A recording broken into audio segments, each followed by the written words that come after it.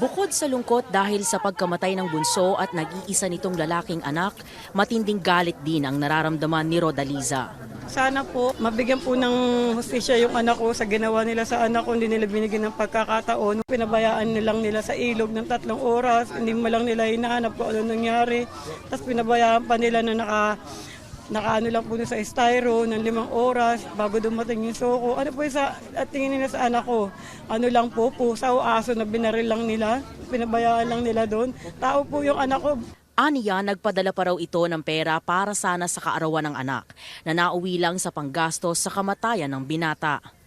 Samantala, lungkot at galit din ang pakiramdam ng ilang kababata ni Jemboy na isa raw mabait, matulungin at maaasahang kaibigan. Hindi naman po talaga deserve yun. Hindi naman po siya yung suspect dun eh. Dahil sa pagkakamali ng tao, may namatay. Mabait po si Jemboy, tas matulungin. Lagi po kami naglalaro sa computer shop. Pag wala po akong pera, siya pa yung nanlilibre sa akin. Siya po yung nagtatanggol sa amin sa mga nambubuli po sa amin. Kaninang umaga, nakarating ng Pilipinas mula Doha, Qatar ang ina ni Jemboy na isang OFW.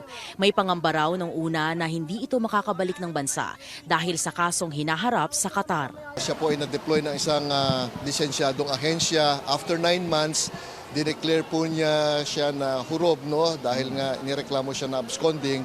Kaya po siya nahuli at nakulong po ng halos isang taon noong 2022. Hinanap natin siya, tinulungan natin doon sa kaso at naayos natin yung kanyang pag-uwi ng legal. $200 o mahigit 11,000 piso at 100,000 piso raw ang nauna nang ibinigay na tulong ng Migrant Workers Office ng Qatar, Migrant Workers Department at Overseas Workers Welfare Administration sa pamilya Baltazar.